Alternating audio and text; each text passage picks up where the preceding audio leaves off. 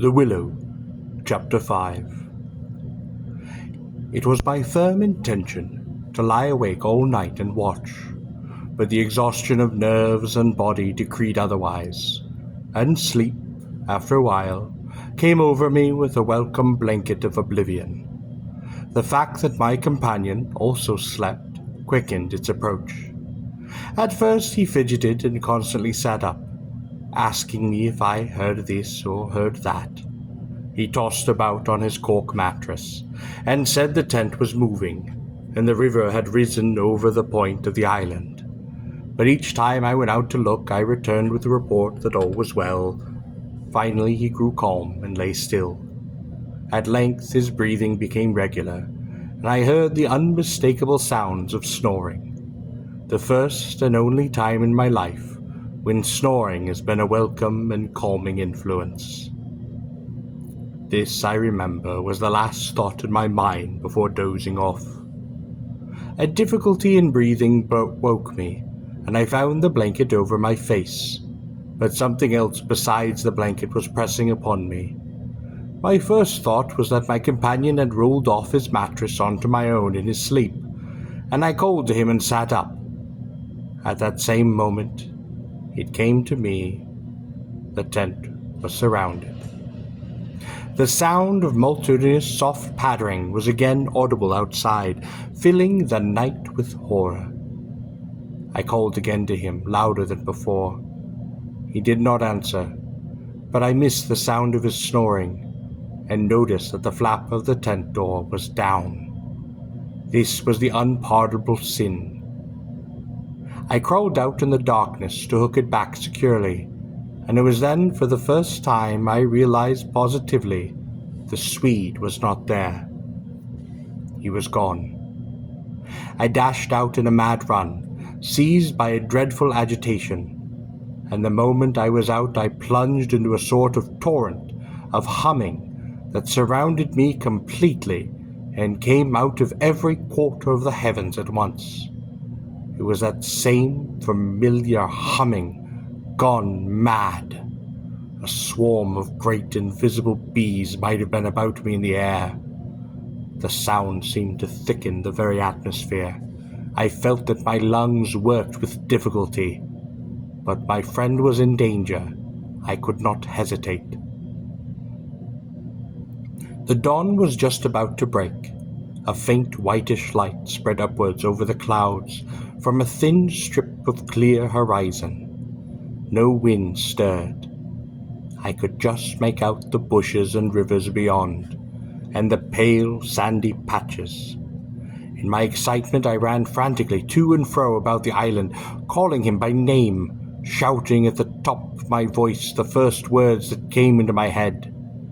But the willows smothered my voice, and the humming muffled it, so that the sound only traveled a few feet around me.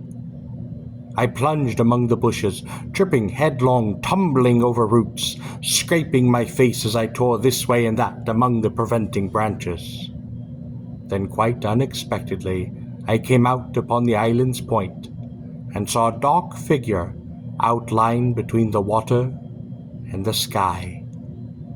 It was the Swede, and already he had 1 foot upon the river. A moment more and he would take the plunge.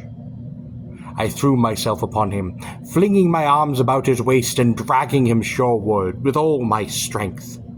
Of course, he struggled furiously, making a noise all the time just like that cursed humming, using the most outlandish phrases in his agers about going inside to them and taking the way of the water and the wind. God only knows what more besides, that I tried in vain to recall afterwards, but which turned me sick with horror and amazement as I listened. In the end, I managed to get him into the comparative safety of the tent, and flung him breathless and cursing upon the mattress, where I held him until the fit had passed. I think the suddenness with which it all went, and he grew calm, coinciding as it did with the equally abrupt cessation of the humming and the pattering outside. I think this was almost the strangest part of the whole business, perhaps, for he just opened his eyes, turned his face to me so that the dawn threw a pale light upon it through the doorway, and said, for all the world, just like a frightened child, "My life, old man. It's my life I owe you. But it is all over anyhow. They found the victim in our place." And he dropped back upon his blankets and went to sleep, literally under my eyes. Simply collapsed, and began to snore again as healthily as though nothing had happened, and he had never tried to offer his own life as a sacrifice by drowning. When the sunlight woke him 3 hours later, hours of ceaseless vigil for me, it became so clear to me that he remembered absolutely nothing of what he had attempted to do, that I deemed it wise to hold my peace and ask no dangerous questions. He woke naturally and quite easily, as I have said, when the sun was already high in a windlessly hot sky, and he at once got up and set about the preparation of the fire for breakfast. I followed him anxiously at the bathing, but he did not attempt to plunge, merely dipped his head and made some remark about the extra coldness of the water. "River's falling at last," he said. "I'm glad of it." "The humming has stopped too," I said. He looked up at me, quietly, with his normal expression. Evidently he remembered everything, except his own attempt at suicide. "Everything has stopped," he said, "because—" He hesitated, but I knew some reference to the remark he had made just before he fainted was in his mind. I was determined to know it. "Because they found another victim," I said, forcing a little laugh. "Exactly," he answered. "Exactly. I feel as positive of it as though I feel quite safe again. I mean," he finished. He began to look curiously about him. The sunlight lay in hot patches upon the sand. There was no wind. The willows were motionless. He slowly rose to feet. "Come," he said. "I think if we look, we shall find it." He started off on a run, and I followed him. He kept to the banks, poking with a stick among the sandy bays and caves and little backwaters, myself always close on his heels. "Ah!" he exclaimed presently. "Ah!" The tone of his voice somehow brought back to me a vivid sense of the horror of the last 24 hours. I hurried up to join him. He was pointing with his stick at a large black object that lay half in the water, half upon the sand. It appeared to be caught by some twisted willow root, so that the river could not quite sweep it away. A few hours before the spot must have been under water. "See," he said quietly, "the victim made our escape possible." And when I peered across his shoulder, I saw that his stick rested upon the body of a man. He turned it over. It was the corpse of a peasant, and the face was hidden in the sand. Clearly the man had been drowned but a few hours before. His body must have been swept down upon our island, somewhere about the hour of the dawn, at the very time the fit had passed. "We must give it decent burial, you know." "I suppose so," I replied.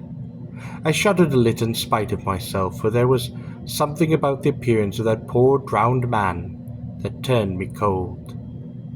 The Swede glanced up sharply at me, and began clambering down the bank. I followed him more leisurely.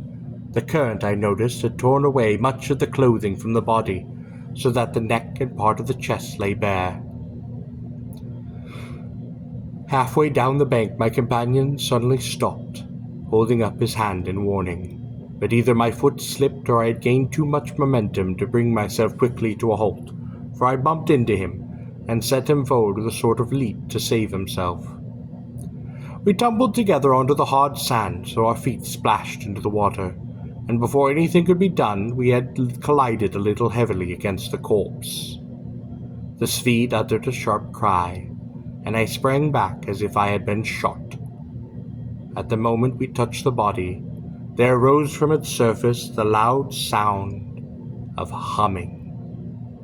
The sound of several hummings, which passed with a vast commotion as of winged things in the air about us, and disappeared upwards into the sky, growing fainter and fainter, till they finally ceased in the distance. It was exactly as though we had disturbed some living yet invisible creatures at work. My companion clutched me, and I clutched him.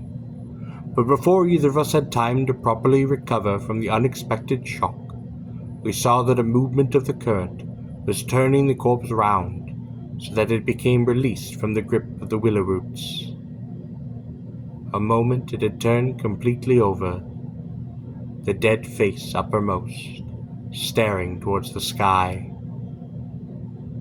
It lay on the edge of the main stream. In another moment it would be swept away. The Swedes started to save it, shouting again something I did not catch, but about a paper burial, and then abruptly dropped upon his knees on the sand and covered his eyes with his hands. I was beside him in an instant. I saw what he had seen. For just as the body swung round to the current, the face and the exposed chest turned full towards us, and showed plainly how the skin and flesh were indented with small hollows, beautifully formed, exactly similar in shape and kind to the sand funnels that we had found all over the island. "They're Mark," I heard my companion mutter under his breath. "They're awful Mark." And when I turned my eyes again from his ghastly face to the river, the current had done its work. The body had been swept away into midstream. It was already beyond our reach. It was almost out of sight, turning over and over upon the waves like an otter at play.